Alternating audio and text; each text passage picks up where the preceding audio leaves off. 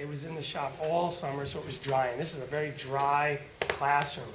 So what you're going to do is you're going to take a piece of wood, and we got to make sure there's a lot to it. I made a template of the neck for the guitar. So you can see that this is too long in length. So it's nice to get it close in size. You want to make sure it's not checked or split on the end. I always make it a little bigger. Can I borrow your pencil, Chandler? All right, so what I'm going to start out with is I'm going to leave a 1/2 inch on each side. If we can get the wood close to size, the closest the better. So I'm probably going to cut this end off first. All right, so I selected this piece. So now I got to think about, first thing I should do is cut this off. So let me cut that off. I'm going to use the chop saw to do that. Size. Okay, so I'll need a couple people to get it to size. So it's getting ready. Now, I don't know if this wood is going to rock or anything, but I use the table saw because this is one of the flattest areas. And I'm going to see how I should situate this before I joint it. So I'm going to bring it over here. All right, I'm going to place it on here. And you kind of see this is rocking a little. Has a little rock to it. Tells me it's not perfectly flat. And if I take it on this side, this wood is not bad, but it needs to be a little bit. So we're going to join it. And what I'm going to do, what happened to that pencil? Can I have that pencil, Jim? Thank you. I'm going to say this, the best way for me to joint this, I think this side would be the best side, so I'm going to write up on it. So this is going to face up. The joiner cuts the bottom. Okay, so we're going to start like that. So this piece is ready for me to join. But look, let me show you another piece. If you do this operation to joint it, flatten it, it could still change. So you don't want to do it until it's dry. This one, it's not too bad of a rock on this side. But look here.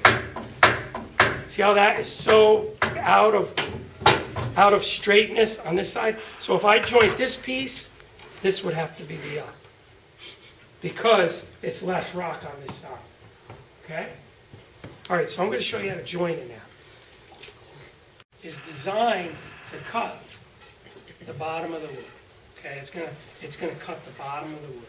So when we look at this joiner, and I'm going to unplug it because I'm going to actually touch the knives. Okay, if you look here, there's a guard under here, and then this is the cutter head.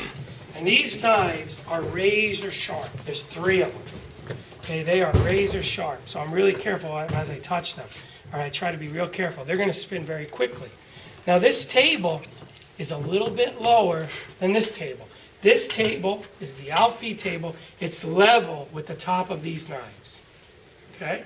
It's perfectly level with the top of the knives. This table, I have it set on the depth scale. I'm going to be taking off a little under a 1/16 of an inch every time. So this is like a little under a 1/16 of an inch lower than this table. Okay? I can change that. I can take off all the way up to a 1/2 inch of wood. I can lower this a 1/2 inch lower than the blades. But with hardwoods, and this is ash that we're working with. Ash is used for baseball bats. It's a very hard wood. We're going to use it for the necks on the guitars. So what I'm going to do is this, I figured this is the best side up. So what I'm going to do is I'm going to use a push stick, because I don't want to get my hands near those knives. And the push stick, I made it so there's no nails in it. I used a dowel, wood dowel on this, just in case it hits the knives on the machine, because we don't want to ruin it. Metal will ruin it instantly. All right, and then we'll have to change it. So what I do is I keep this right there, and I'm taking off a little under a 1/16 of an inch. It's close to a 32nd. And I have it set right here. All I do is turn this wheel. And I'm going to turn this on. I'm going to show you how you do this. Okay, you want to plug that in for me? Let's see. Thank you. Okay, so I'm going to turn it on here. Cutter heads are moving nice and fast. You can see them moving in there. Okay. What I'm going to do is I'm just going to surface this. I'm not going to push down hard. And I'm just kind of keeping it across. Here's a low spot. Take my push stick. And I'm just going to lightly bring it across.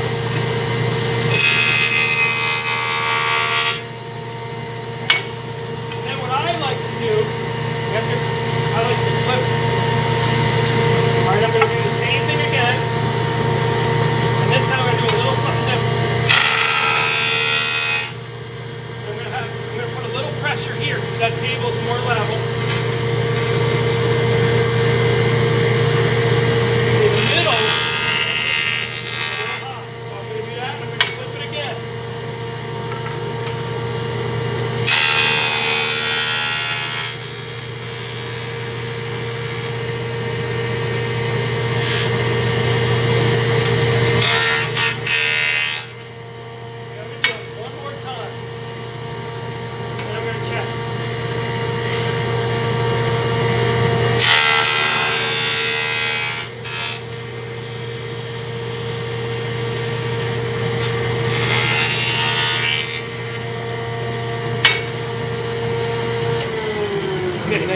me see what it's doing.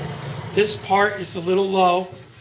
These are a little higher, but now this shouldn't have much rock on it. So let me check this. So if I check this on the table, this is a nice flat surface, you're gonna notice that I have no rock. How about Okay. the other side? Now, we're gonna use the next machine, which is the planer, this green machine right here. I'm gonna show you that another day, okay? And that's gonna flatten this side. Okay, and then once this side is perfectly flat, then we can take it over on the planer on the other side and clean this side up. All right, so we want to just get it flat so it's not rocking. So this piece is ready for the planer. Okay, so I'm going to need